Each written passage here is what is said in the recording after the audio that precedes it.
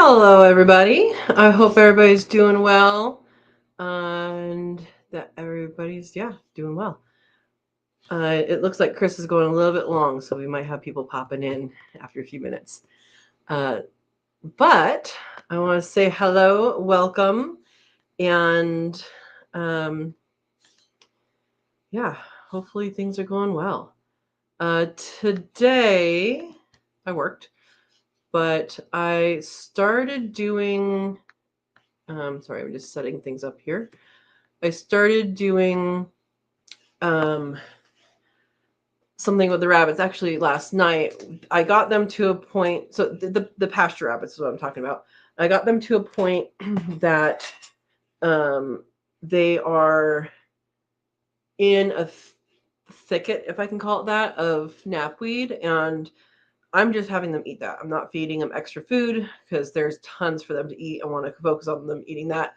Since I haven't processed those ones yet, they're way past processing time. But they're being goats for me right now and eating down the knapweed. So that's fine. I'm gonna have company that's next week, so they'll be processed after that. So there we go. All right. Looks like people are starting to trickle in. And I wanted to advertise my Raising Quail and Aviary course again. It's in all the descriptions of the videos, and I'll put the link here as well. And then also this Saturday at 12:30, noon 30, this Saturday, we are doing where's the link? There it is. We are doing the Cook With Me Live for the members. And if you're not a member and you want to do this, it's awesome. We do it once a month and you get access to all the previous videos as well. And there is that link for that, which is also in the description of all the videos. So I'm not showing up. Can you hear me? Try restarting the thing there. Let me know if you can hear and see me, because I'm showing up on my end.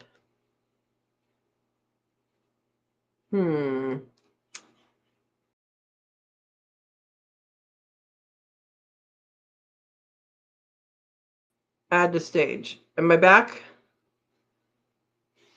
Somebody tell me if you can see and hear me, because I saw Verna's thing there. I'm not showing up. Okay. I'm visible now. Thank you. All right. Yeah, sometimes you got to restart, and sometimes it's, on my side. So who knows? All right. So I'm going to scroll back up. I did want to tell you guys that we do have the member Cook With Me Live event on Saturday, you and me, your kitchen, me and mine. And so we are making coconut chicken curry with naan. I'll be making it with rabbit. You can make it with whatever you want. And the ingredient list is, I did a post. I also put it in the Friends of Sow and Tare Facebook group, which I should get up here. If you guys are not a part of the Friends of Sow and Tare Facebook group, again, this link is in every description of every video, but I'll put it here just in case. And and come and join us for that. We're again 12:30 on Saturday, so noon 30 Saturday Pacific time. And let's go up to the top, see what people are saying. Reminder, there is stuff in the news today. We are not talking about it. This is a channel free from political and religion. So we are here to talk about homesteading, and that's what we're going to stick to. So welcome. All right. Verna's here. Verna is Vase Place with a Little Wrench, and she is my moderator, and she has a live that she does every Saturday. And Verna, are you doing every Wednesday now too? I saw it pop up when I was, well, after I had already driven to town. Yeah. All right, Erica's here. Welcome, Erica. Erica is a Katrina's Kit, a member of the channel, and we'll be cooking stuff on Saturday. Welcome. Dawn's here. Second like. Headset on. All right. Andy Rabbit's here. Hello, hello. All right. Everybody's saying hi. We see and hear. Good. Erica saw me all along. Ta-da! Steve says, welcome, Steve. Steve is another moderator. He is in blue with a little wrench, and he has quail. All right. Dawn says, ha, my parrot was on my keyboard. I can see and hear you. Oh, my goodness. All right. So Verna has Saturday morning and Wednesday at 8 p.m. Central Time. Is that right? So yeah, we are here. News in my life is the walls are painted in the rooms that I needed to get done, and the flooring's in, and I have started to kind of move in. Oh, Eastern for Verna's. Wednesday, 8 p.m. Eastern time for Verna's. I have started to put things away and put them in their places, and that is exciting to me. It's not done yet, but I am excited to have the flooring in. So it's nice. It's nice. No more yucky floor.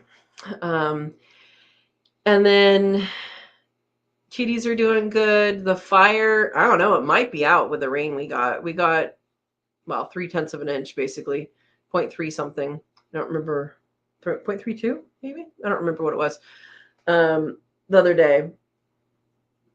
And so I'm not sure what they got where the fire was. There's a fire camp a little more than a mile away, but it's for a different fire.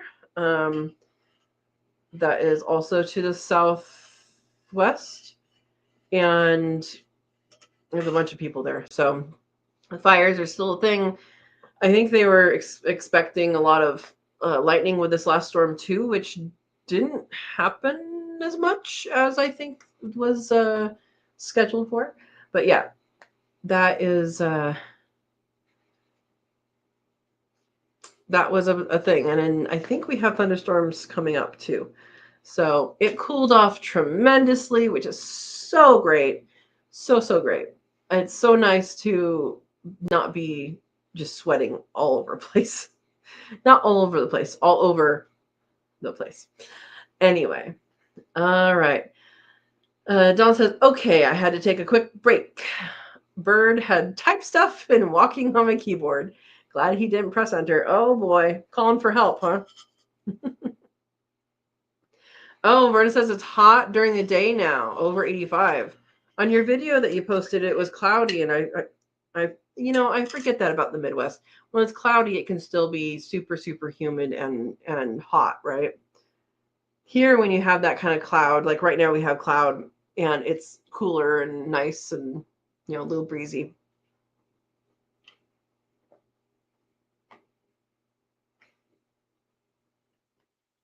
Dawn says, rain? What's that? Whole lower state is on burn ban for severe drought and no rain for the rest of the month.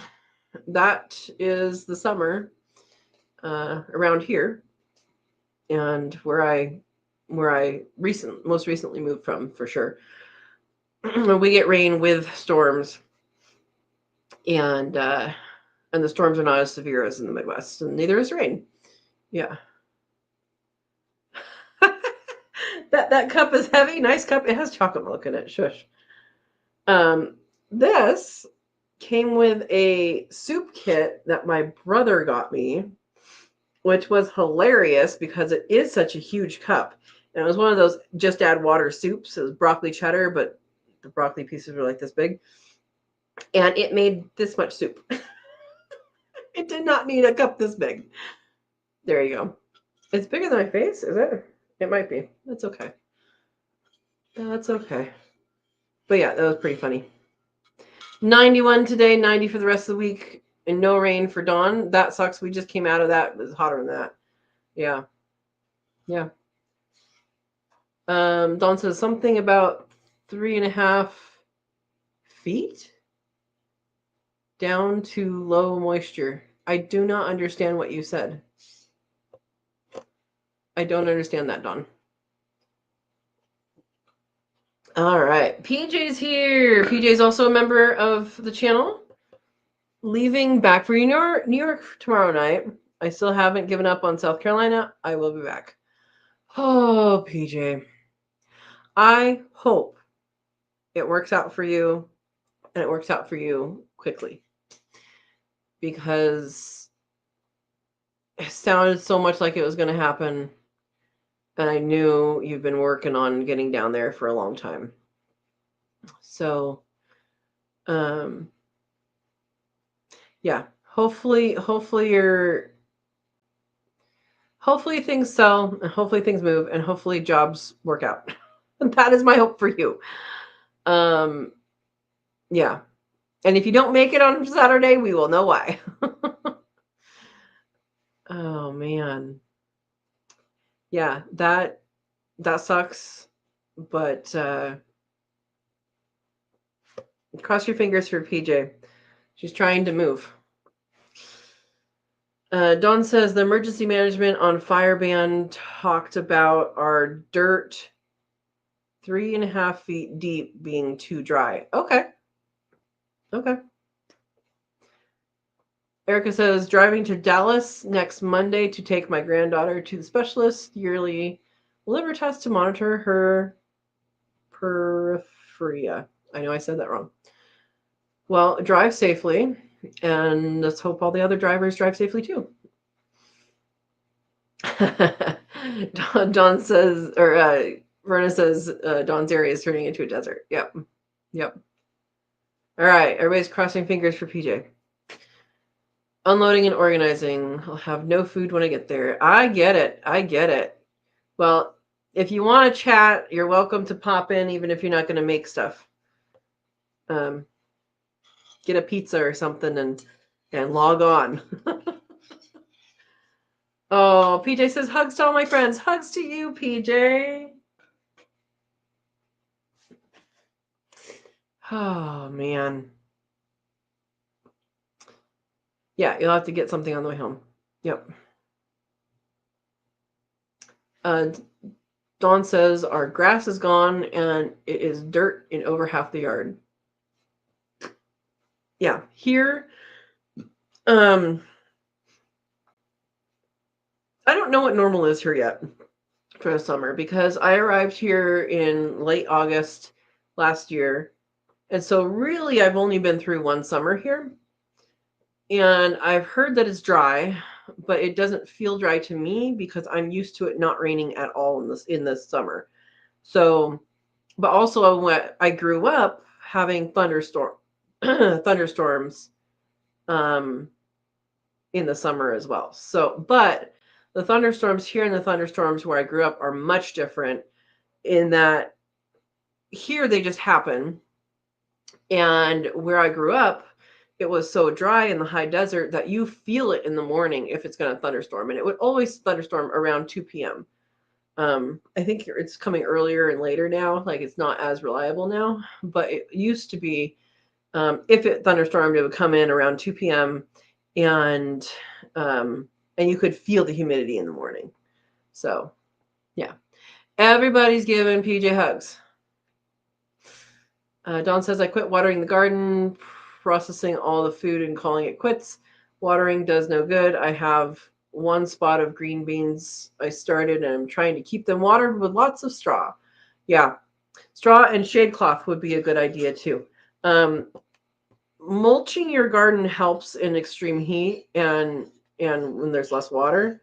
And straw as mulch is good and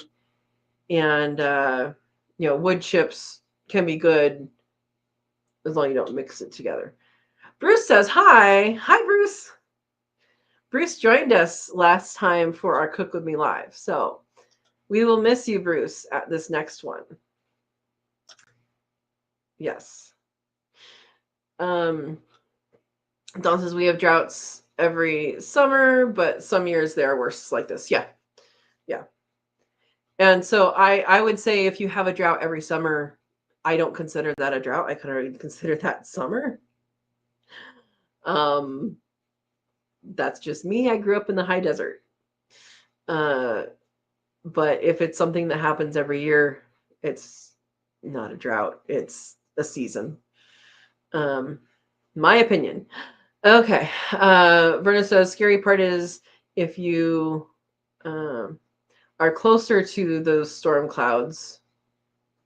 You are closer to those storm clouds? Why is that scary? I don't know why that's scary, Verna. Don says, emergency management asked farmers to keep, I think it was discs on their tractors ready to do the fields when the fires start because they spread fast. Okay, yeah, that makes sense. So discs, what that does is it takes the vegetation and it takes it under the earth and it churns the earth. It's like a big rototiller, for lack of a better term. And that is that's a good idea. Yeah. Don says, BJ, even canned meals in a jar would be good. Yep. Yeah, freezing is good, PJ. Yep. Verna says, I live on flat, low land in the hills. You are closer to the storms, closer to the lightning. Okay. Okay, got it.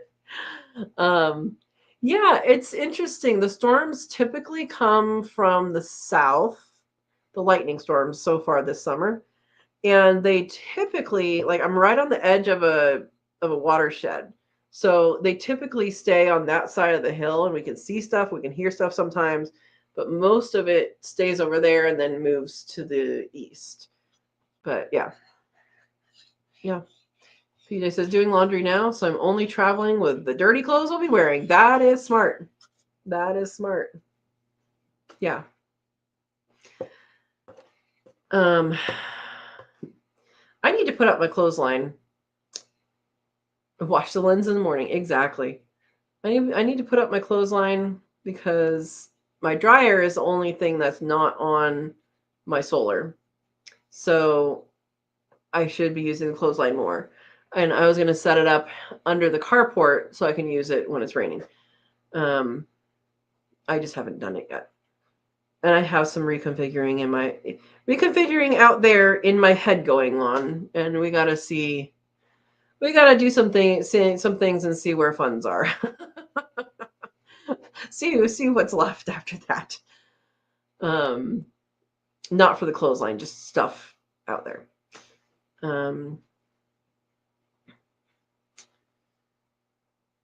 Don says, nice, that's how I like to do it. Yeah, PJ. I put it underneath the carport. And so, like, at my old place, I had clothesline in the screen and porch, and that was really nice because I could hang it year round. And so it'll be similar here, except that it freezes here. Like, it freezes where I used to live too, but not like if it freezes at night and then it's not frozen anymore. And so here, if it freezes, it'll be I probably just use the dryer. It's not that expensive to use the dryer, right? But it is hooked up, and there is a base pay. So maybe I should use the dryer. Maybe I should get my money worth out of the dryer, out of the bill that I'm getting from the power company. I think it was $28. It's sitting right over there. I think it was $28 this last month, and I think this last month was the first month that I was nearly completely off of grid. So yeah. Maybe I should use the dryer and get my money's worth because there's a hookup. There's a minimum. I need to call them and ask them those questions. I mean, I like to line dry anyway. All right. Dawn says, I have my clothesline still out there. Kind of hard for me to get clothes out there with a cane. Wet and heavy. Maybe this Tai Chi will cure me. It's really helping. Tai Chi is good. Qigong's good. All of those things that work with energy and also work with things like balance and slow movements work on not only on strengthening, but on control of the muscles. So again, I need to get back into my Qigong. How is here? Food for permaculture. Hello. Hi, Earthlings, he says. Hello. Howie, did you see my pear video? And Yeah, check it out if you didn't. And there's a picker that I used, and I like it. All right. Yeah, PJ says, Dawn, you have come so far. Absolutely. Absolutely. Perseverance. Erica says it can be so humid here that clothes on the line sour before they can dry. Why do you live there? Yeah, I don't have any need for humidity. No need. Other people like it. I don't. Yeah, PJ says, oh, I hate that. Dawn says, I had no dryer when building this place for 9 months. When my fingers froze hanging clothes, I told hubby he had to do it. He did it one time and hooked up the dryer. There you go. That's one way to get him to do that, huh? No, Howie, you should check it out. You don't have to watch the whole thing. And take a look. Yeah. Dawn says, I am doing both and working for everything you mentioned, especially PT. Did nothing for this arthritis, and it keeps, yeah, it's amazing. Keeps me going. Exactly. PJ says, love that pear picker. It's not specific for pears. It's just a picker. I needed something to reach the highness, that's a word now, of the trees, because these are established trees. I'm not going to cut them back and all of that. Yeah. Oh, so Erica's answer of why she's living there is like, because we have no house payments. Are you bragging? I feel like you're bragging. You also have no house, to be fair. Sorry. She's in a house on wheels, which she loves. Steve says, if out your over your minimum kilowatt charge, a dryer is about 2.5 to 5 kilowatts per load. Definitely don't pay them the minimum for no usage. Yeah, that's what I'm thinking. Let me go get it. Steve, you understand these things and I don't, so I should go get it. And we can look at it. Well, we're not going to look at it. I can tell you what it says. How about that? Just a minute.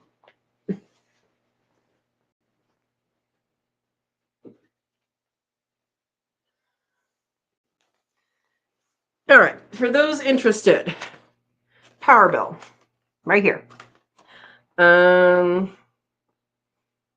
Basic charge, $14. Delivery charge, 70 kilowatts is $509. Supply energy charge, $515. System benefits charge, $0.83. Public purpose, what is that? $0.38. Yeah. So there's stuff on here that I don't know any of that means except for basic charge. So I don't know if basic charge is like a hookup charge, but apparently I use 70 kilowatts.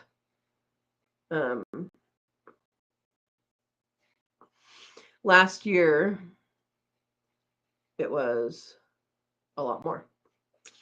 So I don't remember when things went live fully, and then like I had some kind of figuring out with the batteries, which I still have some figuring out with the batteries, but I'm going to get more batteries. I will be putting out a video at some point on that. But yeah, 28.17 for my power bill. It'll probably be less than that. But yeah, I do need to call them and see what the charges are for, and if it's $14 just for in case, that's fine. But yeah. Anyway,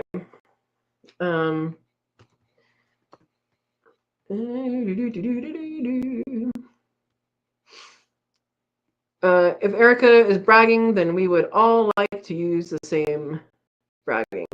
Exactly. That's why I said she's bragging. I know you do. You love your house. I know. That's why I said that, Erica.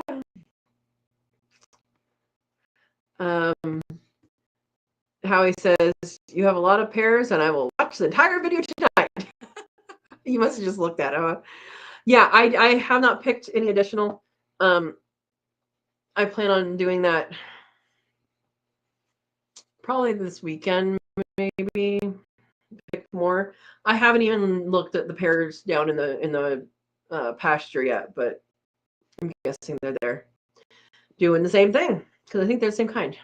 They're good. I had one today. I had the first one. I didn't even record it, but I had the first one that's ripe, like after you pick it and then it ripens. I had the first one today. It's really good. PJ says folding laundry then bed. Well, sweet dreams and good luck on the driving and all of that. And hopefully we'll see you Saturday. And if we don't, that's completely fine. We know where you are. You're not missing. Oh boy. Dawn says, I live in Illinois. I don't like to talk power bills. Went up for summer AC from 138 to 424. Just paid it yesterday. Should be criminal. Yeah, and that's the thing.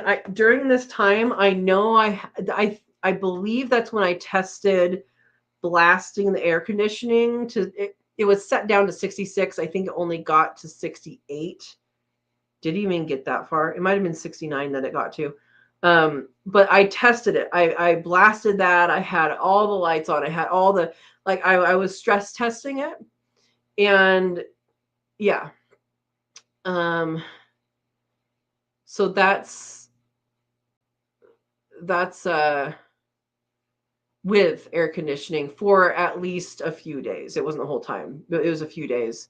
And that did turn off that did drain what I have for the battery, but some of the batteries are not working like they should.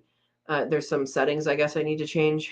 And then it did go back on the grid for a little bit of that. And then I physically turned back on the batteries. So the batteries turn off when they're at 20%, and then they don't turn back on. The system doesn't turn back on until it's at 50% of its own free will. But you can turn it on physically. You can physically press the button and it'll turn on. So that's like you would have to be here to do that. But yeah. All right. How much was a charge for the 70 kilowatts? So they have three things. There's a delivery charge of 509, supply energy charge of 515, and a system benefits charge of 0.83, 83 cents. So I don't know what that, yeah, you can tell me what that means because I don't know that stuff too.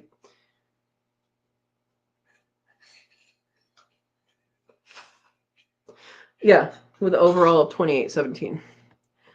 Okay. Yummy, Andy says. I'm assuming you're talking about pears. Pears are yummy, especially ripe ones. Dawn says, sad yesterday when I had to turn the AC back on.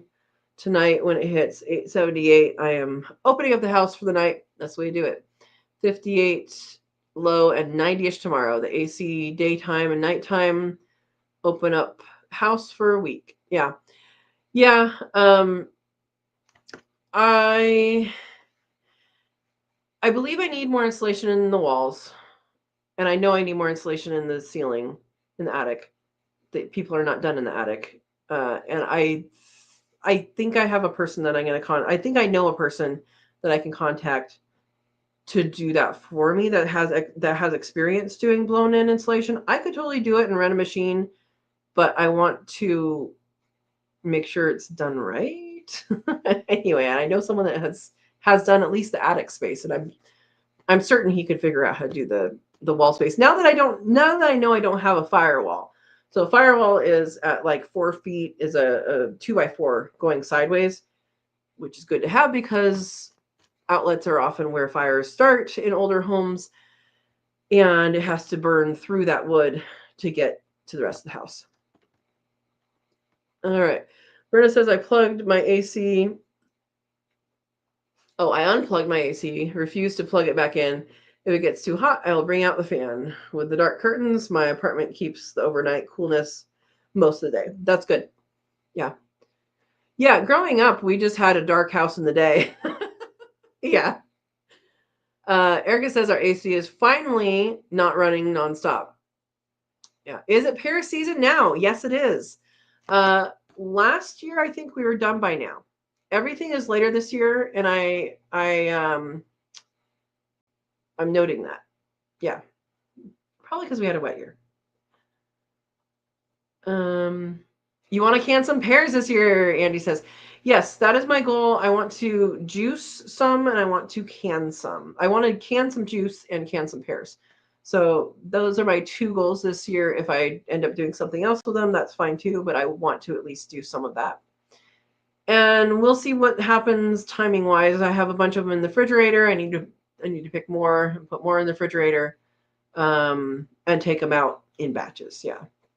PJ's still here trying to pack. Awesome. Andy says fruit cocktail too. Maybe if I can get everything at once.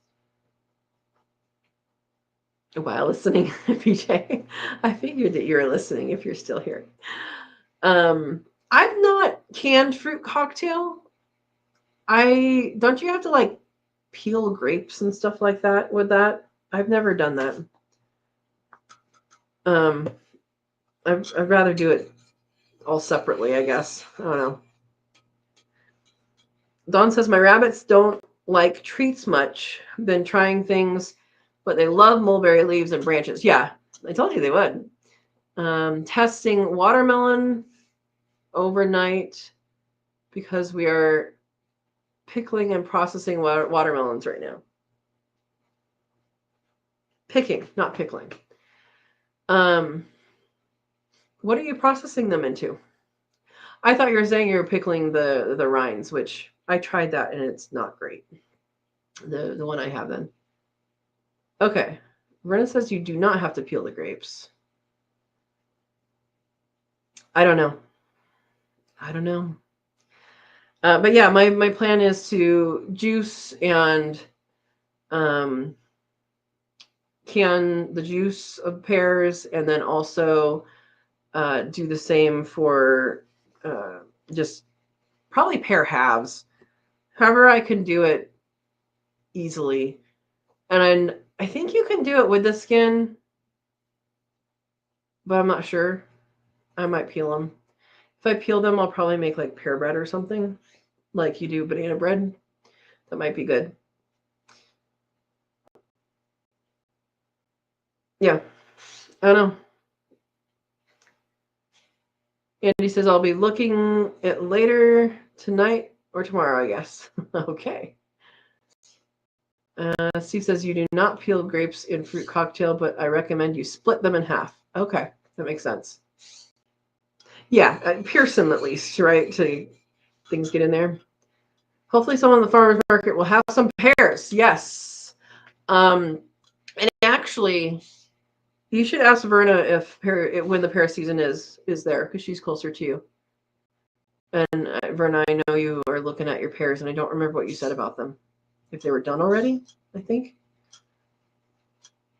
Because I know she has some pear trees that she looks at. John says, seems one rabbit eats the red off the rind. Another one was eating both the rind and watermelon. Quail eat it all. Yeah, and sometimes it's individually based, right? Or it could be, I don't know what that is. Why would I eat that? Yeah. Okay, too late for pears at Verna's. And the bugs are really bad. There are some bugs in some of the ones that I've seen here.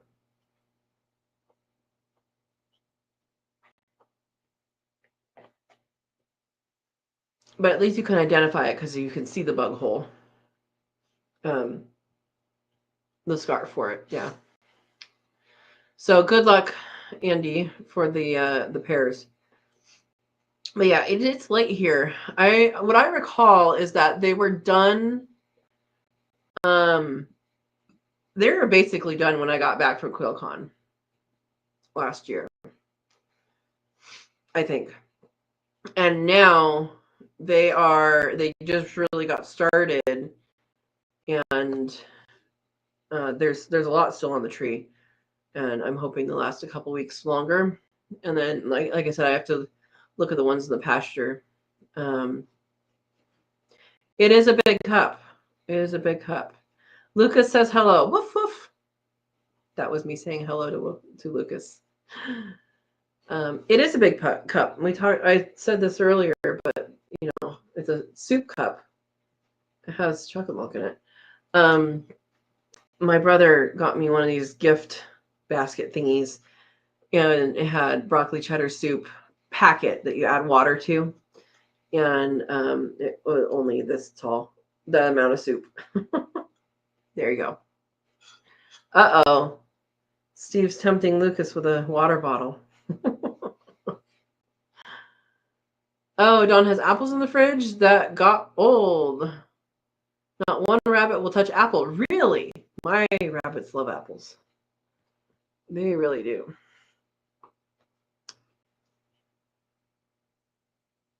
Dawn says apple trees are little still, and I want to pick some leaves for the rabbits to get something different. But with this drought, I really don't want to yet. Yeah, if they're small, they will definitely like the apple wood. So when you do prune them, definitely give them to the rabbits. Yeah.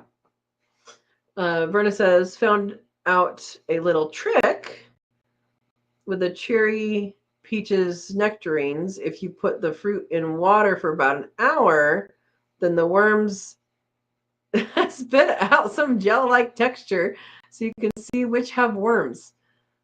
I don't think I've ever had worms in peaches or nectarines, and cherries, the fruit flies, you can definitely see the holes. So I did not realize that, but it's a good way to find out in mass. Yeah. Erica's laughing at you, Steve. Andy says, I have some rabbits that will eat apples in seconds and some that won't touch them at all. Okay. Oh, Dawn has had worms in her peaches. Oh, a cherry peach, not cherries and peaches. I don't know what a cherry peach is. Is that a small peach? Is cherry describing the shape or the size, or is it describing a color or a flavor? Erica says he had several scattered all over the house the other day. These caps are painful to step on. Oh boy. Yep. Don's asking if the rabbits talk to each other and say, "Don't eat this." Okay, describing the size. A cherry peach. A cherry plum I know of, but I didn't know about cherry peaches. So that is interesting. That's a very small peach. Yeah. Huh. Oh boy. Andy's rabbits may be having a conference. Is that what we're saying? Got some shadow stuff happening, don't I? The sun's almost down. Yeah, so I was describing earlier before everybody came on, the rabbits in the pasture. They're super old. They're going to get processed eventually, but they are literally like way old. They are being my goats right now. They are. I put them in clumps of knapweed, and they are eating that fully. I'm not feeding them anything else. That's what they get to eat. They will eat it, and they have been eating it. So I started that last night or yesterday, something like that, and they're doing really well with that. And yeah. Oh, Berta says they are really called cherry plums, but they look like peaches. When cooked, they taste like apricots. So what you're saying, Berna, is they're confused. Erica says Luca's favorite game is seeing how fast he can get the caps off plastic bottle. Oh boy, as long as he's not swallowing it or choking on it, then you're good. But I can see that going a different way. So keep him in your sights. Oh my goodness. Exactly. Don says, I think my rabbits talk or copy from cage to cage, they will eat or not. Other than lettuce, the big white one will eat any lettuce. The other is very picky. I grow 4 or 5 different kinds at once. You know, they might be picky. You never know. I don't give my rabbits a whole lot of treats. But when they do like an apple, they're, they go at it. The first time I gave it to them, they kind of went after the stem a little. Like as soon as they found out that the stem was there, they're like, oh, this is good. They always eat the stem first. And then now if I give them the apple, they're like, oh my gosh, apple. Yeah. Okay. Lucas drops the lid as soon as it's off. That is good. We like this, Erica. We like this. Anyway, so the rabbits are being goats, eating knapweed. I have no idea if the seeds die in their system or not, but they are in their final area.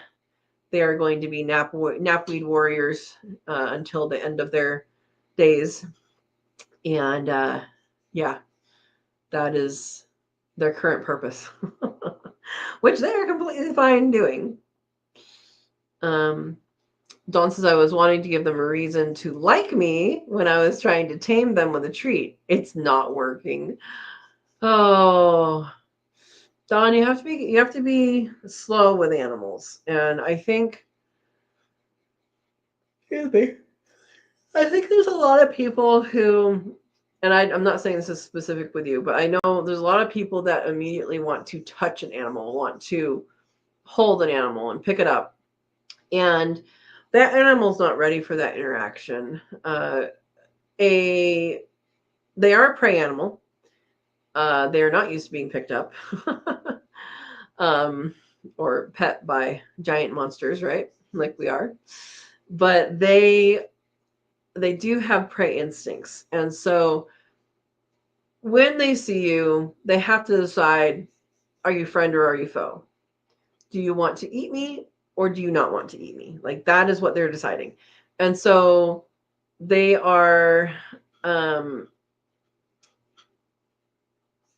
it takes a given an animal about 15 minutes to be sure in their decision of whether or not you are safe.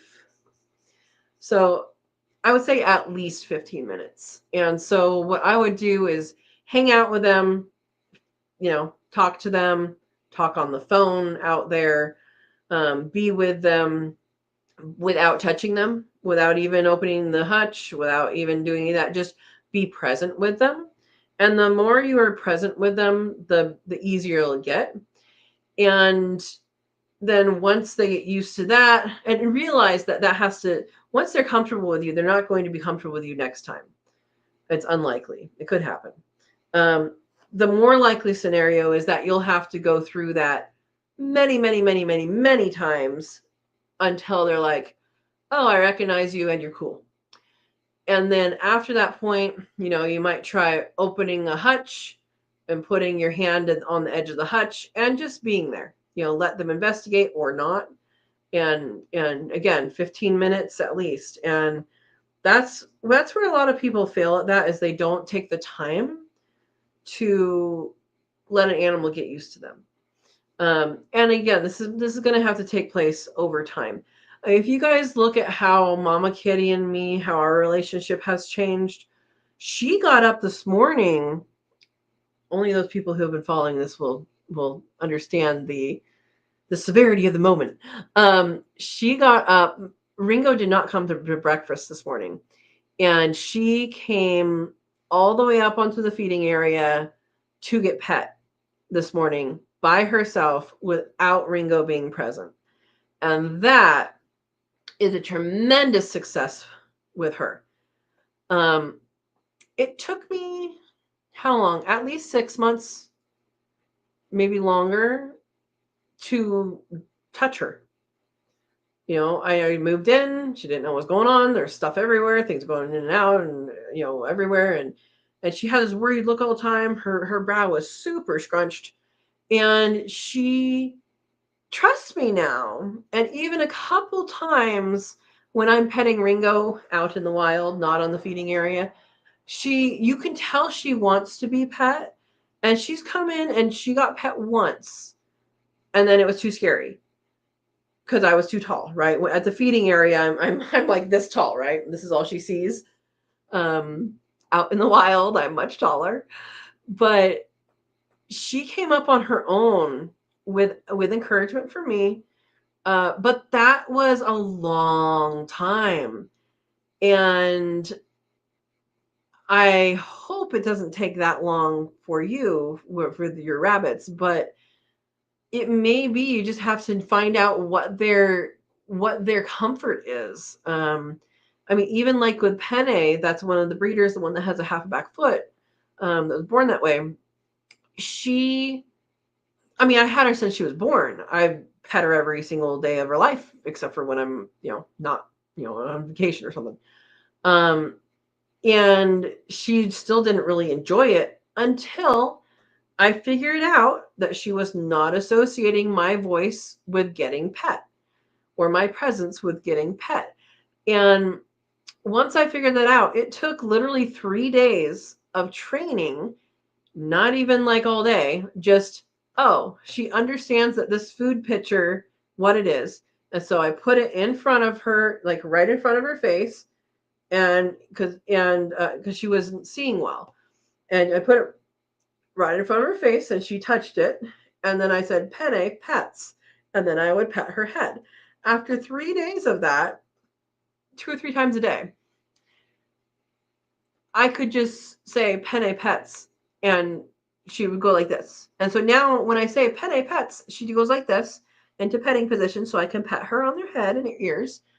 And now when I open the hutch, she'll come up.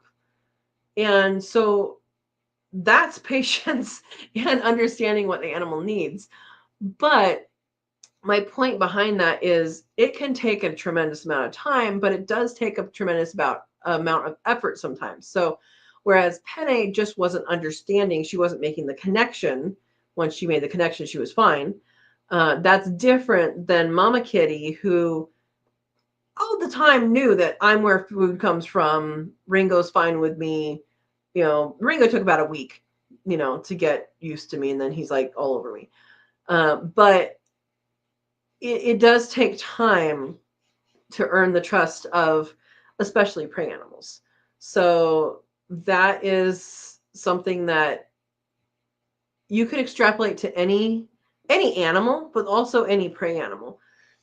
I mean, it's kind of like dogs that are abandoned or in a shelter or something like that. And you see people go in and sometimes they're like, oh, standing over them. That's not a good thing. They're like, oh my gosh, what's going on? But if you sit down and don't look at them, they can come up to you. They're more likely to come up to you if you don't look at them, or if you have your back to them, or if you lay on the floor facing away from them. They're more likely to go, oh, what's going on? What's happening with you? Because that's not a threatening position. So there's ways to work on it, and it could take a short amount of time or a long amount of time. I'm going to scroll up. I just went off on a detour. Okay, that's good there. Knapweed warriors, yes. Verna asked, have you tried to dig up one of those roots? Some places they eat them. Not knapweed. Are you sure you're talking about knapweed? Knapweed? Because it's pretty dang not a good plant.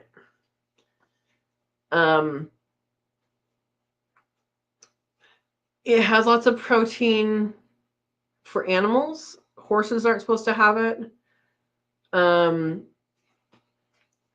It's believed to cause top cancer when it's a topical, like you're not gonna rub it, whatever. But there's a person who got cancer on his thumb, and he was like the knapweed warrior and pulled knapweed all the time, and he got it on his thumb. So we were told when I was with the Forest Service, we're pulling knapweed, always wear gloves when you are pulling. Now, I'm not saying exposure once or twice is going to do anything to you, but repeated on purpose, exposure like that could be. So I'm not going to eat them. So I did not pull up the roots because I thought they were going to die with the winter, and we don't have that tough a winter here. So I do have a tool that I got that I haven't used yet on them. I'm going to wait until the ground is a little softer and dig up a bunch. And what I'll probably do is I'll probably pile them somewhere and then put rabbits on them whenever the next round of rabbits goes into the pasture. I'll probably feed them that as if it's hay. But I want to pile them in one place just because I don't want the seeds to go everywhere. Yeah. But I would double check, triple check eating the roots because the roots put out I don't know what it is, if it's a toxin or a pheromone or something. Other things don't. A lot of other things don't grow within a certain zone. It actually does chemical warfare with other plants. So yeah, Dawn says, I have been licked by 2 of them. They do come up to me. I take 1 out a day, so 3-day rotation, get through them all. I work in the garden and talk to them. That is good. That's good. Sue says, we tamed ours with clover leaves. Every time I visited, I brought them. They'd see me and rush to the door. The other thing rabbits absolutely love is dandelions, especially the leaves. It's really good for them too.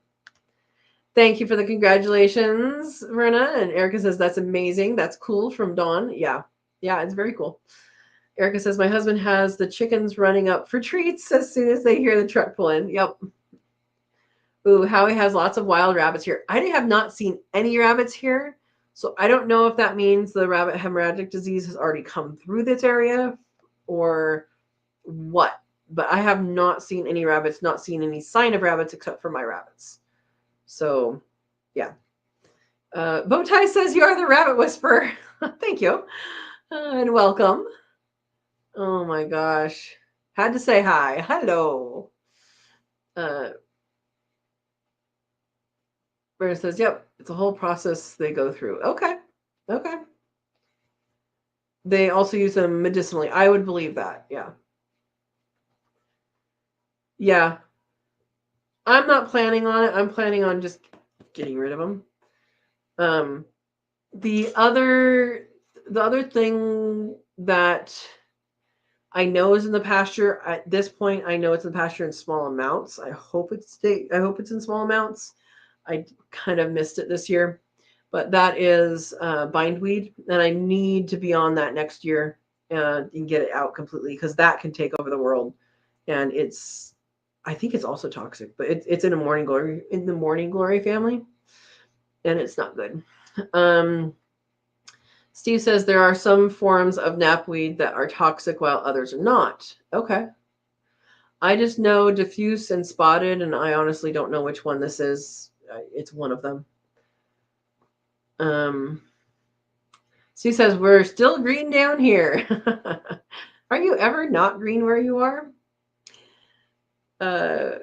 Don says, we don't even have dandelions right now. It's too bad for them. I have bindweed like crazy. I pull it every day.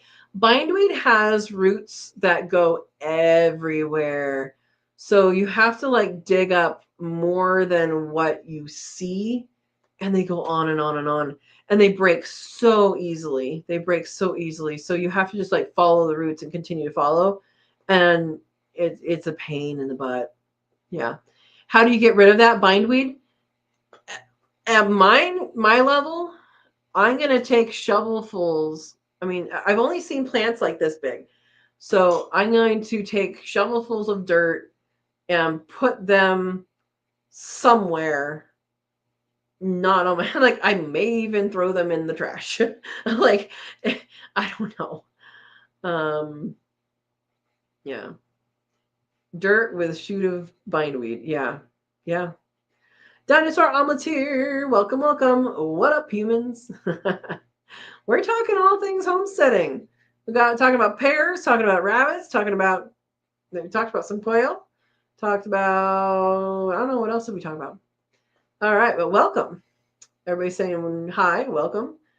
Dawn says you can't get rid of bindweed from what I read. You can. What type of bindweed? As far as I know, we only have one, and it's also known as, I think it's arvensis. I think is the species name. I think it's also called cheeseweed. Why do I think that? I don't think that's right. I think that's a mallow. It's a mallow. Yeah. It's very difficult to get rid of, Dawn. You can spray for it, but then if it's in the beginning stages, you can dig it, but you have to get all of the root. And that's where I am. It's very, very difficult. Yeah. Yeah. I think it's something arvensis, isn't it?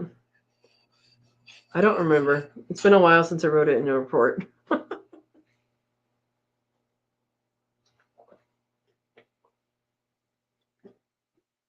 All right.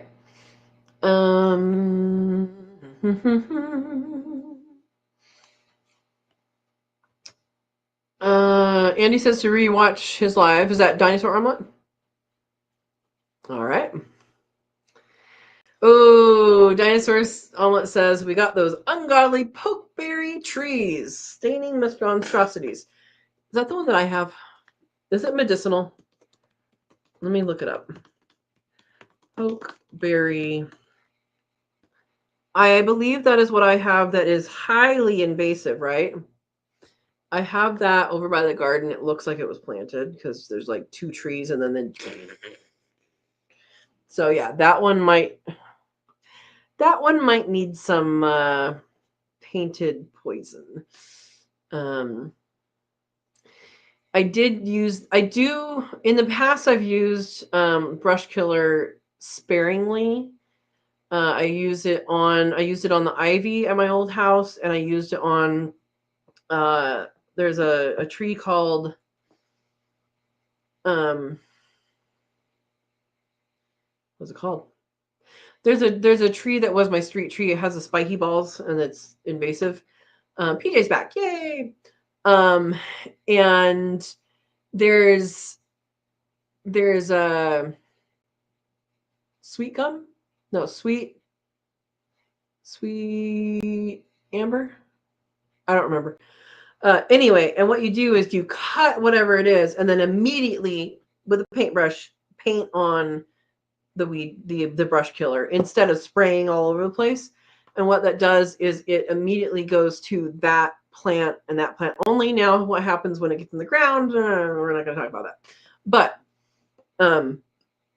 I believe it denatures pretty quickly. What I was using, but when you cut, it's kind of like cutting across the grain for meat, right?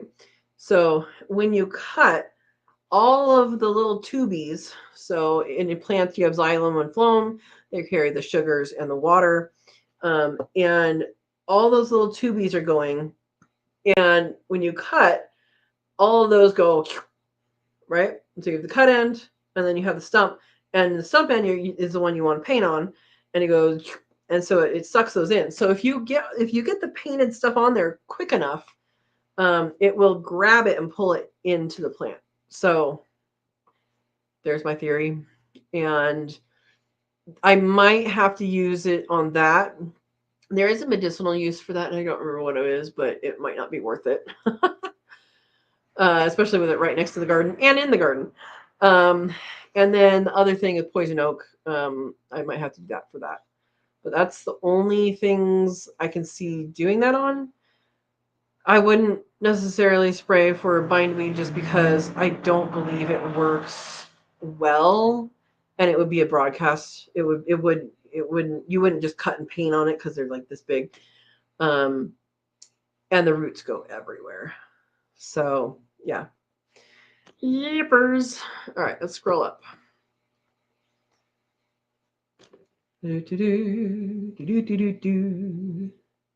Dawn says, it looks like wild morning glory leaves what I have.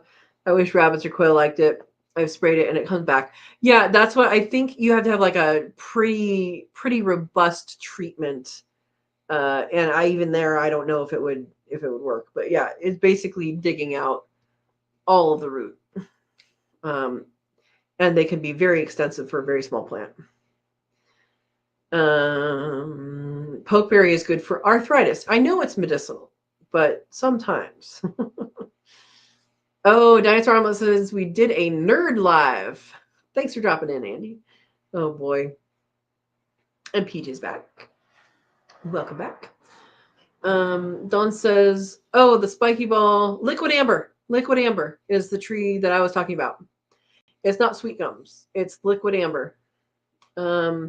It looks like a maple leaf, but it's not a maple. And it has these stupid spiky balls that people slip on all the time. Dawn says, when I use brush killer, it is not anywhere except in road or walking areas, nothing around food growing.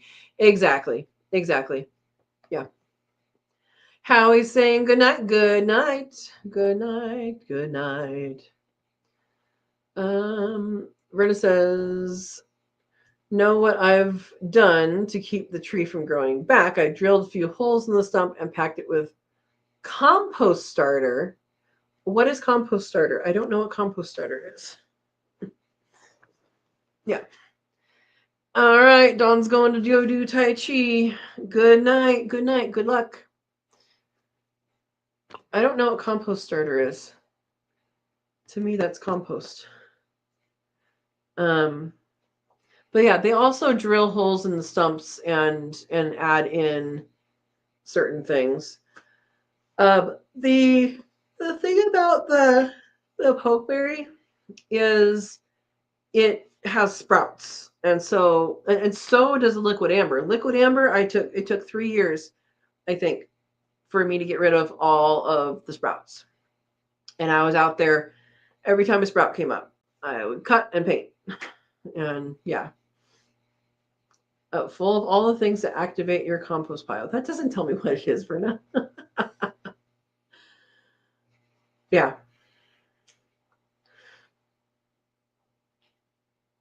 Dinosaur Omelet says, good evening there, friends. Tired and bedtime for us. Have a nice night. Have a wonderful night yourself. Yeah, I'm just glad it cooled off. I'm really glad it cooled off. And I'm looking forward to the next power bill to see what it's like with literally just the dryer going. And I have to do some tests for the battery. And the thing is, the tech support tends to just email back, and it's like you're not having a conversation with someone, you're having an email. So it's like it could be a day, it could be another day, and then back and forth, and then back and forth. So I would much rather someone talk to me on the phone and say, press this, press that, try that. And I am going to try to get someone on the phone tomorrow, I think. So, because they gave me instructions, but the one thing that they said to do, I can't do. So, or I don't understand how to do. Maybe that's more likely. But yeah. But it's working, and there's 2 batteries that are not working as well, but the system's working. And I do think I need to get more batteries. I was going to get some in this last deal, and then for the last holiday, and I just got busy doing other things and forgot about it. So I will be doing that later. Okay, compost starter. Green Pig Solutions. Okay, I gotta get on the YouTube one to get that link.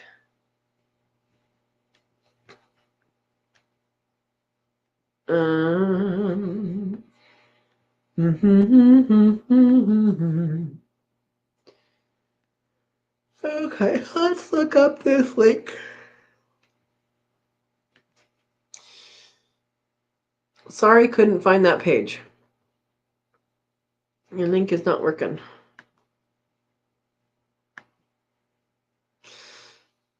Verna, your link is not working. All right.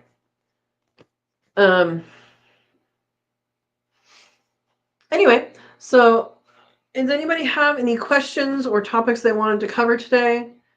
I mean, my topic was talking about the bunnies and the knapweed and hoping that the bunnies work as goats for a little bit. I have no idea what dies in the gut of a rabbit. No idea. I know with goats it's true. No idea about that one. All right. It looks like Steve shortened the link. Did I get that right?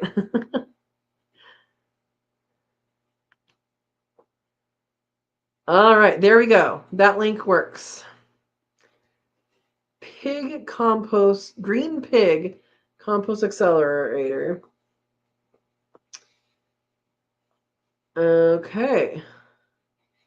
What's in it? That's what I want to know. What's in it? What's in this thing? All natural, safe, environmentally friendly. Okay, but what is it? Beneficial bacteria cultures that accelerate natural composting process. And I guess that's what it is. I don't know what else is in it, but there we go.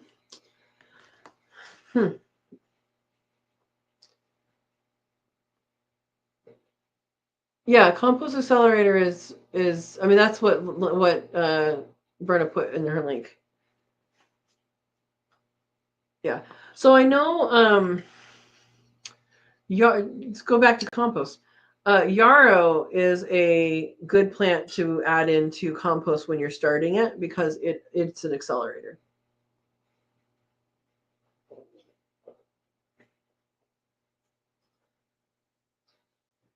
So I don't know. There's probably other ones that work, but I'm not sure what they are.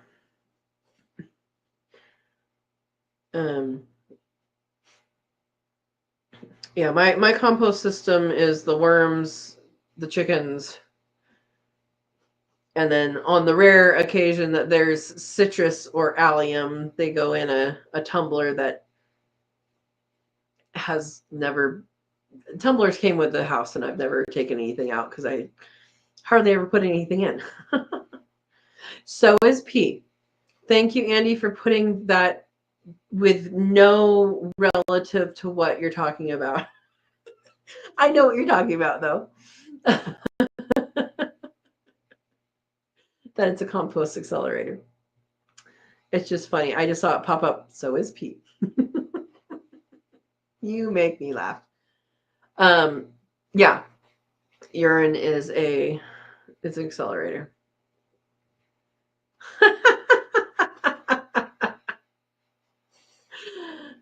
Steve says that case, my whole backyard is full of compost accelerator. Yeah. Yep. No, I prefer to use the animals to compost, whether that's chickens or worms. And I think they both do a good job. I need to clean out the chicken coop. I'm at the point now I either add more shavings or clean it out and then add more shavings. And I think I am going to clean it out and then add more shavings in there. And when I clean it out, I'm going to put it on where the garden extension is because we're starting the rainy season. I don't know if this rain was really the start of the rainy season, but we'll do that. And then I'll put the remaining, I have some rabbit poo to take care of. And so that will go there as well. And then we'll just see how the season goes, the winter season goes. And then hopefully by spring, it will be a good, rich, composty, soily garden soil and see what we need to add. So, yeah.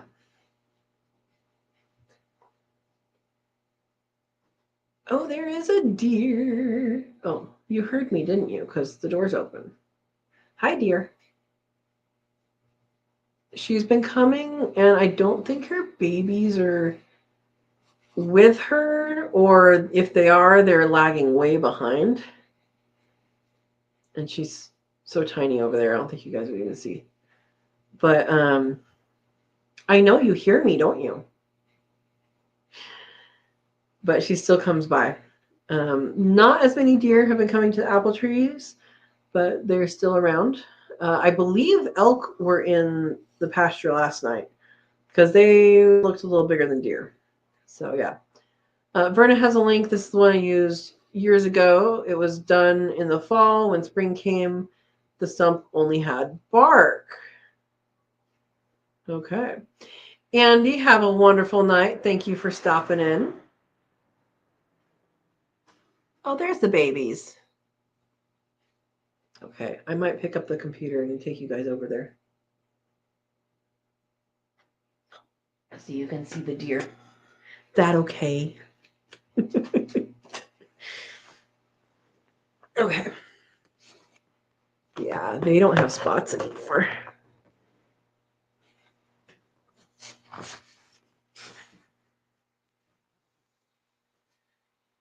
Hopefully you don't spook them.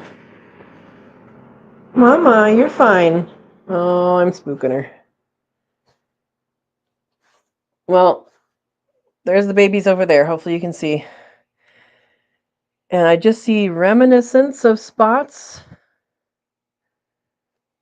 They're growing. Your guys are almost as big as Mom.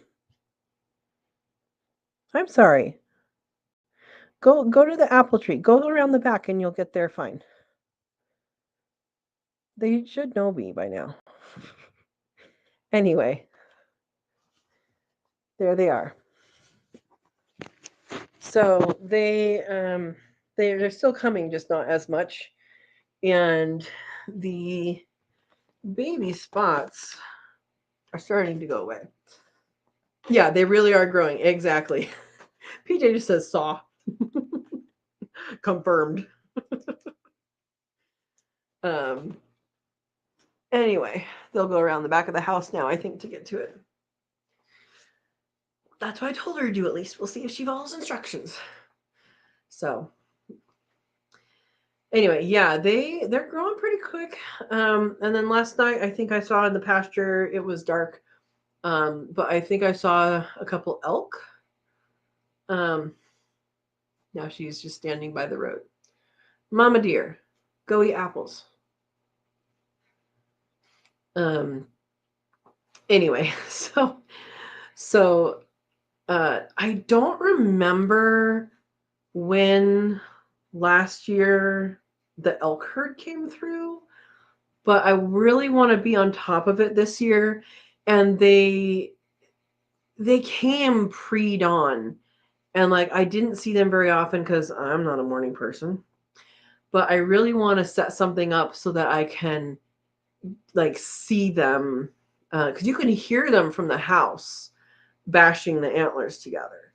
And that's really, really cool. But I want to be able to see more of that and like be ready to see more of that. Yeah. PJ says like goats, they don't listen. She's still standing by the road, just standing there. And her babies are, well, one of them's kind of nearer. I don't know where the other one is. Probably behind that one. Mama dear, you can go eat apples. It's okay. She knows my voice. And the babies should know my voice by now. They grew up with it. Yeah, I have some. I have one set up. That's something, so my parents are coming next week, and I think that's something that we're gonna do. Is set up the game cameras. I don't know if we're gonna set them up, or if we're just gonna do the beep beep beep beep. But that's something my dad and I can do.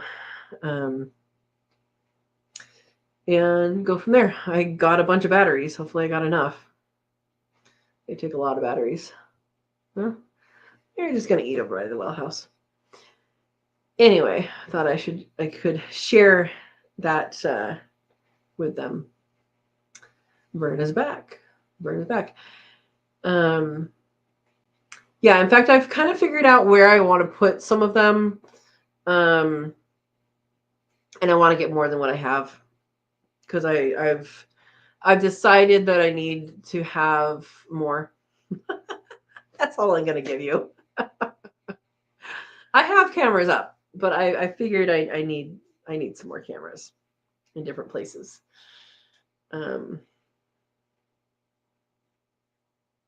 YW. What does that mean? Oh, you're welcome. Got it. Verna, you need to make that book of abbreviations. I keep telling you this. Time to upgrade to a solar one. Yeah, for some areas that would work. For some areas it wouldn't.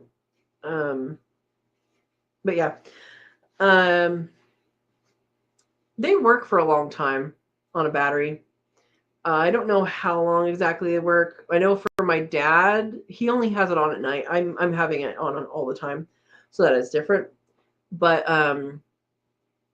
yeah, if you guys have any suggestions on ones that have good video feed, like the ones I have, they have actually sound on them too, which is helpful for many reasons. But if you have recommendations of ones that you've used, go ahead and put it in the chat, or maybe put it in the Friends of Sow and Tare Facebook group too. I will get that link. If you haven't joined, go ahead and join that. The link is also in the description of all the videos. Yeah, Verna says need to put my solar camera up. Yeah, I want to put a bunch up, like in and around the pasture, because of the elk. And I want to put some up the hill because of the bear, and I want to put some in different places because of different animals, and I want to put some in different places because of security. So you guys aren't going to see all the places. I can tell you that right now. As I tell people when they come, there are cameras you can see and there are cameras you can't see. So yeah, we're going to keep those cameras you can't see. Cameras you can't see. All right, PJ says, falling asleep now. Hugs to all. Hopefully see you Saturday. Probably not cooking, though. PJ, bring pizza. You're going to be great. Bring enough to share. If you're there, you're there. If you're not, you're not. That's fine.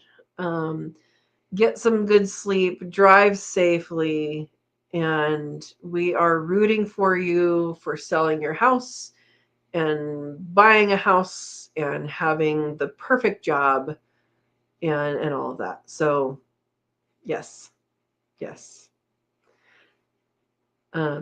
Yeah, Verna, actually I have someone that I am talking to about cameras. I have security cameras, but about doing a different system, and I just haven't done that yet. I have cameras here, but yeah. Job staying the same. Okay. Well, there is that. Consistency with something, BJ. Exactly. Steve says, I hope PJ, gets an offer as soon as she gets back to New York and wastes her trip. Absolutely, Steve. I hope that's all of our hope for PJ. Yeah.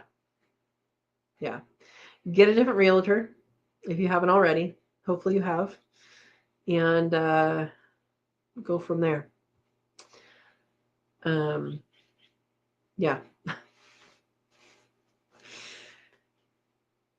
So it is. Here she comes. Nope, we're still trepidatious. Here she comes. So the sun is going down earlier and earlier. And about now is when you should think about if your birds are not on light and you want them to lay through the winter, you should start thinking about putting a light up. 16 hours of light is a good amount generally. And that is light at the level of your birds, not light at the level of your head, because it doesn't matter. That doesn't matter. It matters where the light is for the bird. So if your bird could read, it should be able to read by that light. Bonus points if you can teach your bird to read. But that's happening right now. I should do a video on that. Reminder, do a video on that.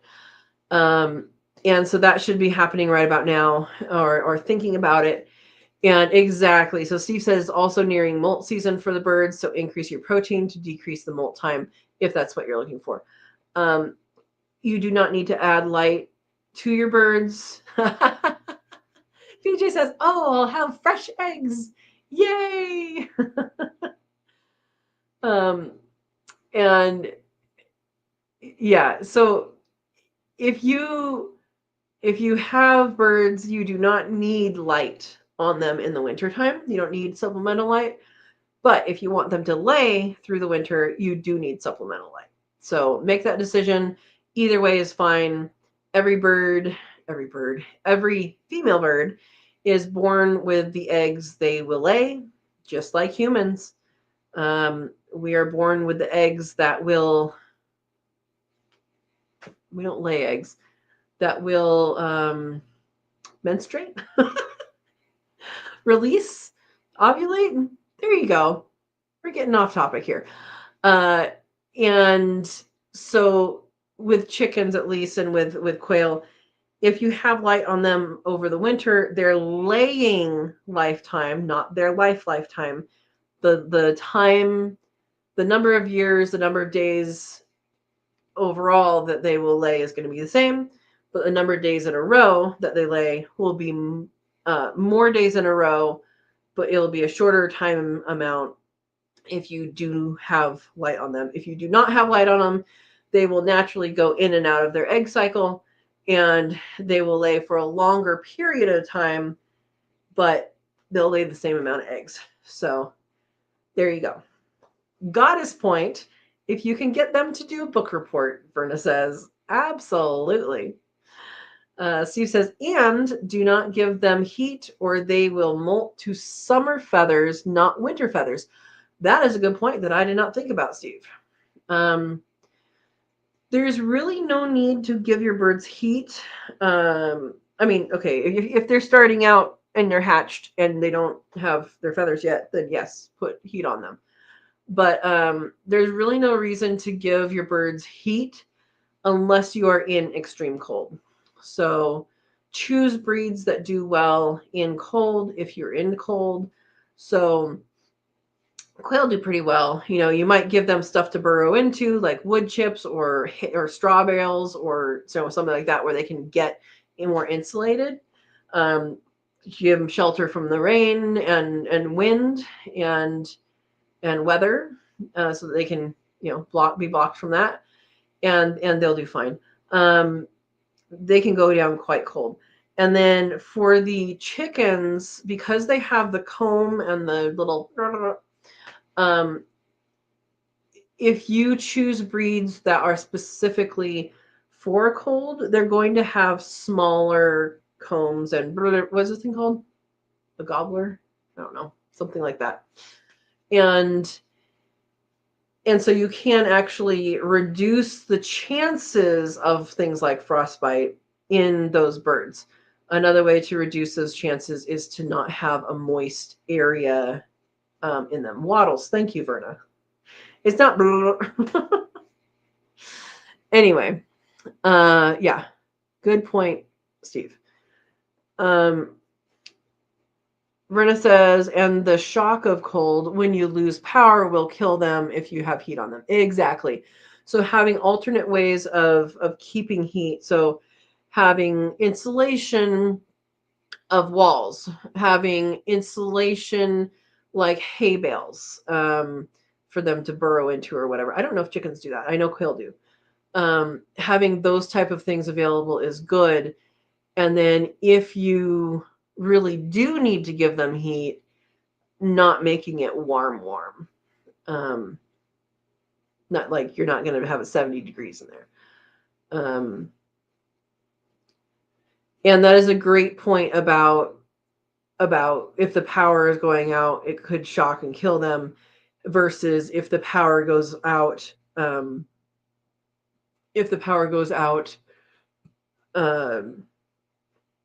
and they're not extra heated and they're used to that, then they should be fine, or fine until the power goes back on. Yeah, now is also the time to make sure things like batteries and generators work. all of that. So yeah, it's not cold yet. It's not the cold season yet, but we are at the precipice of winter, right? When is fall? The 20th, 21st of this month, I think, is when fall starts. So it's time to start thinking about those things. And I should make that a video, well, for both of those things. So watch for that one. Yeah. Deep litter is good for heating. It insulates, plus it is compost and generated heat from Erica. Absolutely. And that's what I did. That's what I did in California for my quail, for heat mostly. It acts as an insulator for heat, but then also it is, if you have a deep enough compost pile, a deep enough deep litter, so start with 18, 24 inches deep, it will actually generate its own heat. Another way you can do that is to have compost piles next to your aviary or your coop building or whatever, and cover that. And that will help insulate that. People do that for greenhouses for the winter, or do like leaf bags on the winter. There you go. 22nd is first day of autumn. Thank you, Verna. Yeah, Verna says if we lose power, I lose the ability to heat my apartment, and that sucks. That sucks a lot. Let's hope you don't lose power.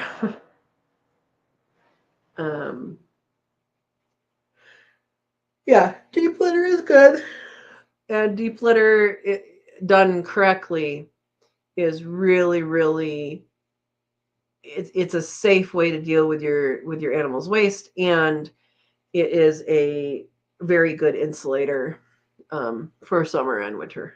So yeah, good point, Erica. You've been paying attention. Now you knew that anyway, right?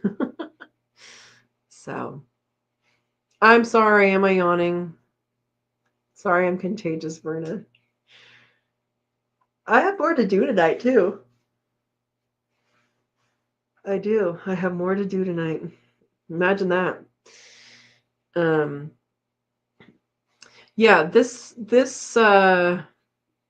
Saturday is the Cook With Me Live. I'll put that up here for anybody who's coming in late.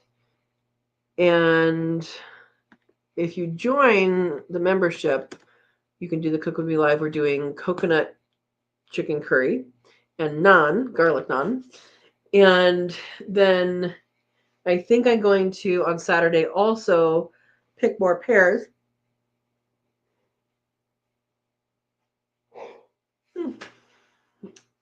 Pick more pears on Saturday. And then Sunday, I have the opportunity, as long as it's still available by then, to help extracting some honey.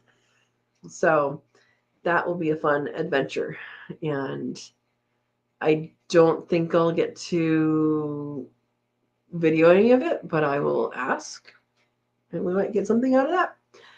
Anyway, yeah, there you go. Erica says, I hang tarps.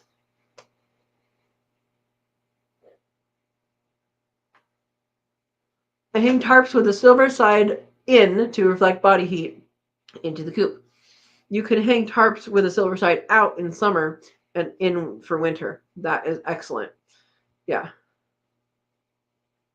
Yeah, I need to ask her. Yeah, I'm going to be at one person's house, and then she said we're doing other people's. So we'll see. I'm learning, guys. Erica says, I will be using sourdough starter discard for my naan. Awesome. Yeah, that sounds delicious. Yeah, and as you said, we don't have a tandoori. I don't know if you had a tandoori, but I don't have a tandoori. But it'll be fine. Damn says hi, hello, welcome. We are talking homesteading type things on here. Let us know where you're from, what you're growing, what you're wanting to grow, or if you're just here for the show. Yeah, so we'll be making that on Saturday, and I'm looking forward to it. I made a very quick version of coconut curry that sparked this thing. I was like, ooh, we should do that for the membership and make it the real way. But what I did is I had a can of coconut milk and what time Saturday? 12:30 Pacific time. Noon 30. Noon 30 Pacific time. And it's so my initial one is I took coconut milk, a can of coconut milk, and a jar of canned rabbit with the liquid, put that together, and then I have freeze dried tomato sauce, put some of that in. I have freeze dried salsa, put some of that in, and then I added, these are all powdered, ginger, turmeric, black pepper, ginger, I think, and something else. Oh, and then I had cooked up some carrot and parsnip and put that in there. And yeah, it's an interesting mixture, but it was like, ooh, we should make the real version of this. So that was inspired me going, oh, and that was a while ago. Erica says, no tandoori, but it will be fake naan, according to my son. Yes, exactly. 3:30 Eastern time. Yes. Yes, Verna. Dam says, I'm 100% sure I saw you at local Five Guys. So the place isn't called that, but you may have seen me at the burger place. I don't know. Maybe. Yeah. There's 3 places to eat in that town. So could be. Anyway, so yeah, we're going to be doing that on Saturday. And if you're interested, join the channel. And you can also see all of the previous members only videos for that. And we've done so many things over the time. I mean, there's been so many things. I was thinking, I don't know why I was thinking this. Why was I thinking this? Oh, I know why. I saw maraschino cherries at the store. That's why.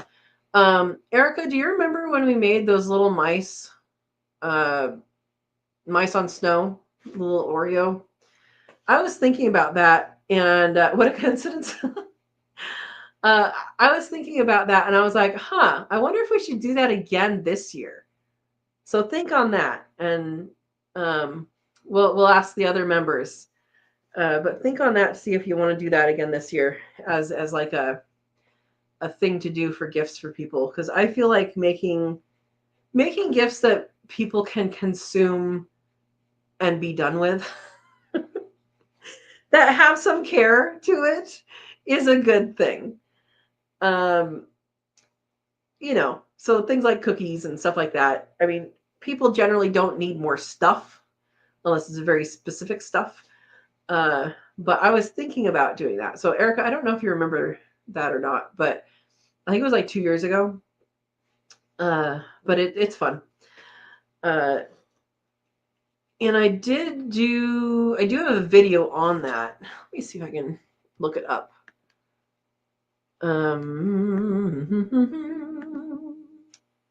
Videos. There it is. Okay. So let me grab the link for this. And here is the mice on snow video. It's a confection. And it's fun. If you have kids, it's probably fun to do with kids. I think it's something my mom found in a magazine one year, and it's good. So anyway, that came to my mind the other day in the store, and it's good. So yeah.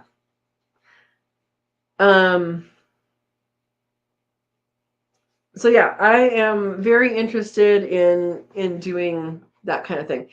The other thing that I'm going to be doing is I'm going to be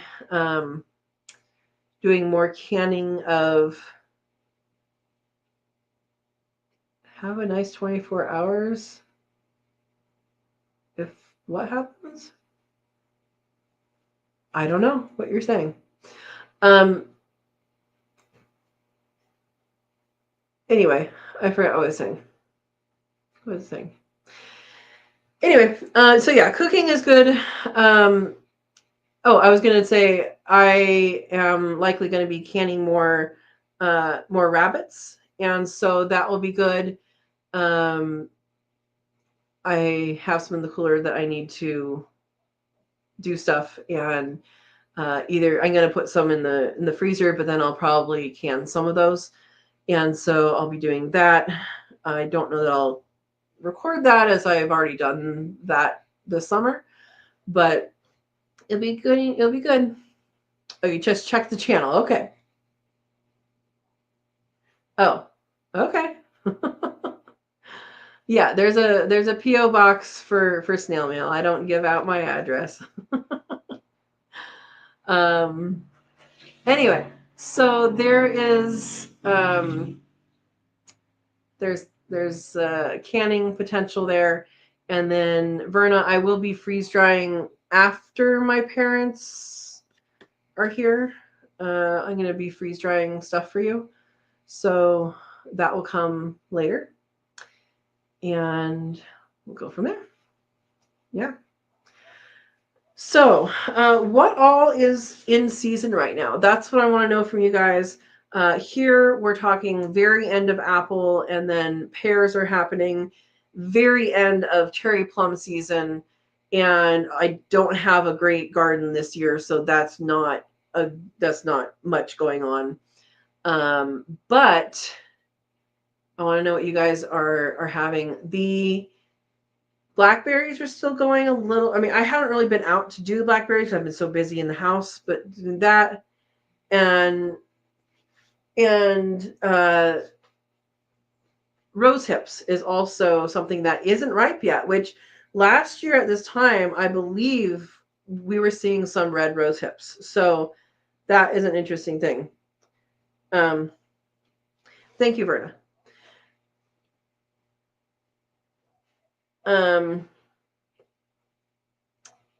Okay, Erica's still getting figs and prickly pear. What kind of prickly pear do you have? What kind of prickly pear do you have? That is what I want to know. I would love to get the tuna verde. It is a opuntia, so it's the paddle cactus that has the green fruit on it. And that is super, super good. It grows in Mexico and in Southern California and middle part of California too. But I would love to get some of that so I can plant that here and protect it. And that is a really good yummy. But I've looked online to see if that's something I can grow. I think I can. I just need to start, and I haven't really been able to get that. Yeah. So Erica says we get red tuna, and that's the one that everybody has, and it has big seeds, and it's okay. It's not like if you have the red tuna fruit and then you have the green tuna fruit. The green tuna fruit, the seeds you still can't crunch, right? You're gonna break your teeth if you do that. But they're like that big instead of that big. And it's so refreshing. Like you put it in the refrigerator and you can eat a whole bunch of them. I actually became friends with one of the ladies at a fruit stand. I used to drive past this area every day for work, and I would stop at her stand quite often. And she introduced me to the green tuna fruits, and I didn't know what they were. And she, taught me how to open it and get it all out and not get spines everywhere. And they're so delicious. And I remember one time they hadn't come in yet. Her husband was going to get the next kind of shipment of them, and so we just sat there, at the table next to their booth, and we were sitting there and talking, and just chatting. And then when her husband came, he brought the boxes over and she started cutting a bunch open. We're just eating and talking and eating. I don't know how many I had. I mean, I must have had like that many. And then I'm like, okay, I just want to, like, I want to take some home. How much do I owe you? And because I had no idea how much I'd eaten. And it is, I don't even think she charged me for that because we were just eating them. And they don't start well from seed. I tried, and I know that somebody's going to be successful and be like, I've done it, but I've tried and it has not worked for me. So yeah, Erica says I've seen some green in some yards, but the red grow wild here. Are they green because they're not ripe, or are they green? Like, I'd really like if you can cut one open, like ask them for one and cut one open and show me what the inside looks like. I might want to buy a pad from them or a few. Damn, yeah. As long as we're all friends here, we're all homesteaders or doing something with raising food, and everything's all right. We don't talk politics or religion. Everything's all about sharing and sharing information about growing things and all that. So as long as we're in that line, you're good. Verna says, never heard of tuna fruit. If you look up, here, let me look it up. Tuna verde fruit.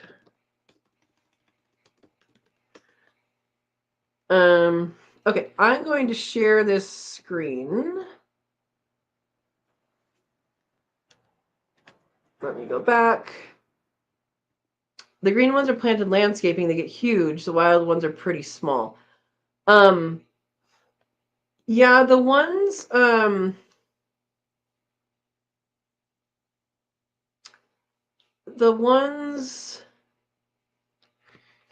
yeah, it's a prickly pear fruit. And it's not Nepalese. So it's not that one. There's lots of different kinds. Steve says, I was going to say my tuna doesn't grow in my yard. I get it from Alaska. Yep. Yeah, prickly pear. So if I share screen, tuna verde fruit. All right, so this is what it looks like. And that's ripe. That's ripe. And yeah, so here's some good, I don't know why they're cutting it that way, but here's some good images here. The seeds are very small. I don't know what those big things are, but the seeds are very small. See if we can get a bigger picture. Images. Yeah, so that's what they look. Why is it not huge? It's still not huge. Give me a big picture. There we go. There we go. Yeah, so that's what they look like when they're ripe, except for some of those are a little overripe. But they get this, so they're like, this one's right here. You guys can see my mouse, right? This one right here is pretty dark, and then they get a little bit lighter when they're ripe. And they last for a long time in the refrigerator. But that's what I have not been able to find. And I would want a paddle.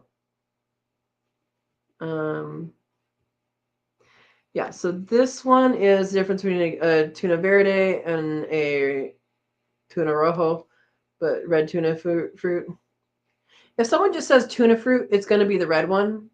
The green one is more rare, and it's tuna verde. And you should be able to get it in like Mexican stores. Sometimes it's at Safeway at a ridiculous price. But yeah, there's some good pictures here. Anyway. Oh, did you just find the mouse? Yeah. Yeah, so it's a really good fruit, and it's really good fruit for like it's refreshing. So when I say it's really good, like it's one of my favorite fruits, but it's not like the sweetest fruit or the most flavorful fruit or any of that. It's just plain satisfying and refreshing. So that is my recommendation and my rant. I don't know, is it a rant if it's good? But yeah, it is a paddle cactus. Um, and yeah, Brenda said, never had one freshly picked, only can get them at the stores here, which means nearly tasteless. No, the red one doesn't taste like much. Like people rant and rave about, not rant, but people rave about it. It's all about the color. I mean, kind of like a lot, the dragon fruits in stores are also not flavorful, but there are flavorful varieties of dragon fruit. So, like if you get a white dragon fruit, it'll be sweet-ish, maybe kind of, but not have much flavor. It has the crunch of a kiwi, but not like the seeds, but doesn't have much flavor. Yellow dragon fruits are really good and really spiny, but it's mostly sweet that you're tasting, and it is good. I like it. Um, and then there are varieties that I've not seen sold. I've only gone to tastings and stuff that they are super, super good. Like there's super deep purple ones, and those are delicious. And there's all sorts of different varieties. They're named after all sorts, like there's a cotton candy and this, a whole bunch of different ones. So yeah.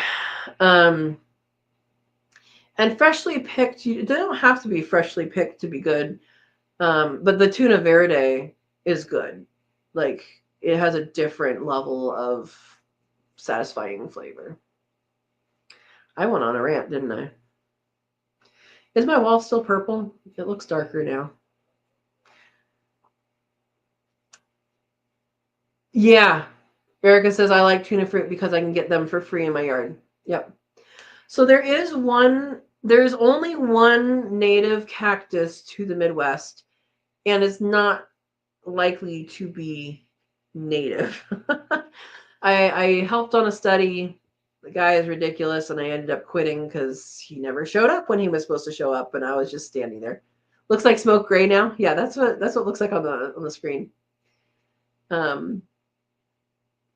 Yeah, and that one, the paddles only get this big, and it's pretty low to the ground. And we were doing DNA extraction from the roots, so we had to root them and then use the roots for DNA extraction.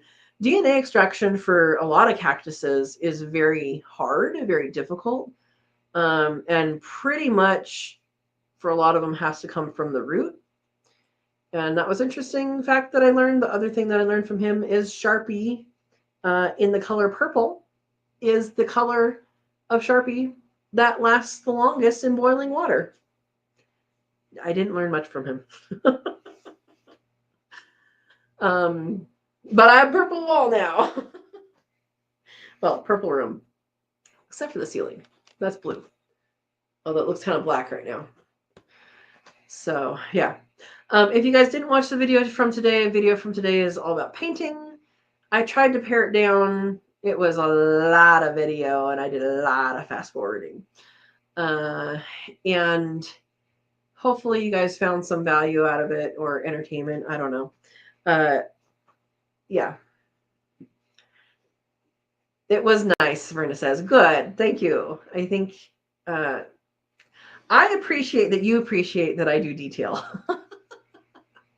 Not everybody wants detail, but I think it was short enough that some people just wouldn't even watch it anyway, but just because it's not homesteading. I mean, it is, but it's not. And then if you're paring it down to like, okay, well, what are the techniques that are good? What should I know about and all that?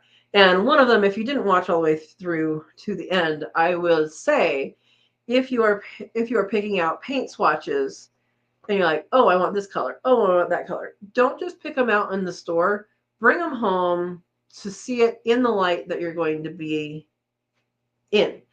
Right now it's dark. That wall is a different color than this wall. It's the same paint, different color than this wall because of the way the light is. You can have a corner and paint on this wall and the paint on this wall are the same color, but they will look different because of the lighting. If you're going to paint the ceiling different than the wall or a wall different than a wall, put them together, wall to wall or wall to ceiling, and actually look at them and see what it looks like.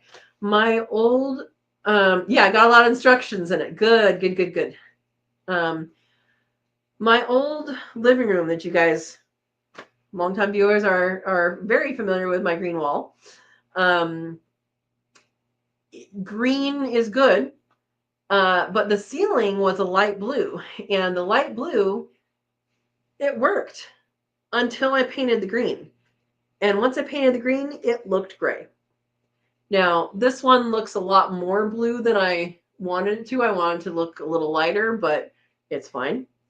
You have to put the color things up and see what those colors look like next to each other. Yeah. Steve says, we have 20 paint patches on the wall in the living room and still have yet to make a decision. Oh, Steve, you should just do patchwork. Do mural. Why not at this point? Each grandkid gets this much space to just do what they want with. It'll be done in no time. How about that? I solved your problem. You already have the paint colors. Oh, what color scheme are you going with? That's what we should know. Yeah. I remember at my old house when I did the outside of the house, I had a patchwork of colors, and I would stand out in the middle of the road, and the neighbors would stand out in the middle of the road, and they're like, we're looking at the different colors, be like, oh, what about that? What about that? Yeah, it was pretty funny. Verna says, a wall of many colors, like Dolly Parton's coat. Crazy quit wall. Exactly. Exactly. And, if you have your grandkids paint their sections, you can even tape it off, and so they have their own little square. And you have enough grandkids. They'll do it for you. You don't even have to do anything. Just take the furniture out of the room. Call it good. Put something over the floor unless you're going to refloor it. I like my idea. Steve hasn't commented, so I don't think he does. Yeah. So yeah, picking colors can be a challenging thing. The other thing to do that I didn't put in the video, when you're looking at colors, don't look at it right here, because you're not going to stand at your wall right here. Walk as far away as you can get and look and see which one catches your eye. And then you can go closer and pull it out and put it somewhere, and then back up again and see which one catches your eye. Oh, does that still work? Yeah. Oh, put two of them up there similar and go back out, and do that. So officially not your wall. Right. It's your grandkid's wall. And that's something that I just did at my first house, because there's so many. And then like with this one, it's easier to see what the colors are from far away than close up, meaning contrasts, which one your eye is drawn to. And then you can put it up in different places. You can even take it outside and do outside, or take it home, yeah. Erica says, the one downside to living in a camper is not having complete control of the interior decorating. Hey, who says you can't gut that thing and start over? Nobody said that, except for maybe the bank. You can do some stuff, right? I mean, you can do paint. You can do, yeah, you just need to primer stuff. They make primer for everything. They even make primer for metal. Oh, your husband says so? Well, Well, then claim your area. Say, I get to do what I want here. Steve says, Erica, the upside to living in a camper is you don't have that many walls, so it won't take that much time. You can change weekly. Oh my gosh. Steve, I like the way you think. You say, oh, we can change it. Well, next week it'll be your color. Can you imagine what he would say? It'd be pretty funny. No, I'm not saying the bank. I was saying if it's expensive to paint, but it really wouldn't be because it's a smaller space. I was making a joke, Erica. Making a joke. I know you guys are free and clear. Well, free. There's no clear, huh? You're still working on clearing. Yeah.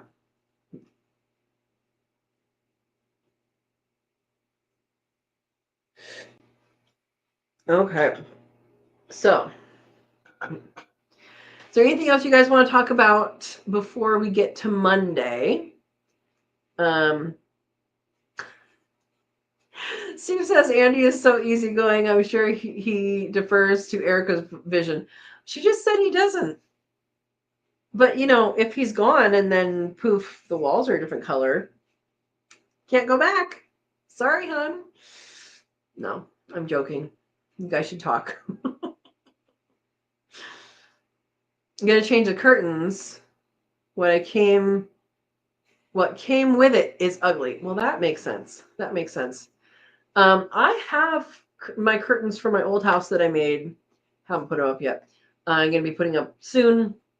And I think I'm glad I got enough curtain material because I got extra because I had plans to do something at the other house.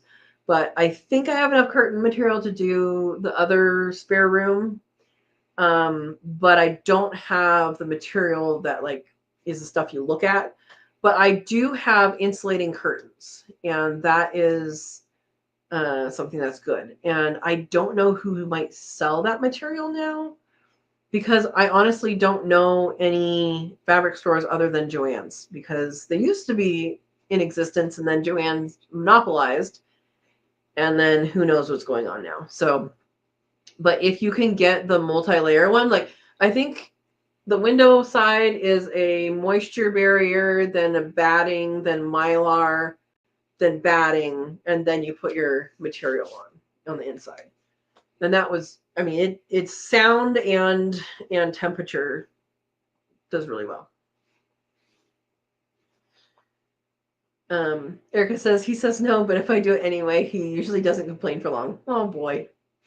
Oh, we don't want trouble in paradise.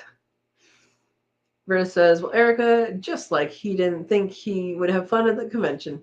Oh, did he? Yeah, I heard that he went. Did he have fun? Hopefully.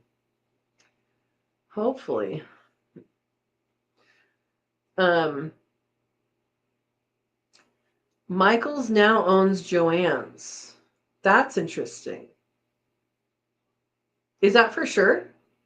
Because I know at the Joann's near me, they said that Michaels was asking about buying Joann's, that specific Joann's, their shelving. Yeah. And I think that they were thinking, and then again, that's an hour away from me in that direction. I don't know in the other direction how far, but I don't know if they were going to do like a big department, a small department, or what. But yeah. Wonder how long it'll be till Michaels falls asleep. Oh boy. Erica says he seemed to enjoy it. He was talking about, again, good. Okay, so Michael didn't. Yeah, the stores are gone. So the products and brands is what they bought. Okay, that makes sense. Yeah, Erica says they now carry the yarn from Joann's. I mean, at least they went somewhere. Yeah, I haven't been in the Michaels near me, an hour away. And there's a couple of fabric things that I want to figure out. I have a chair that I want to have. I can either upholster it or have someone upholster it or have one of those covers made.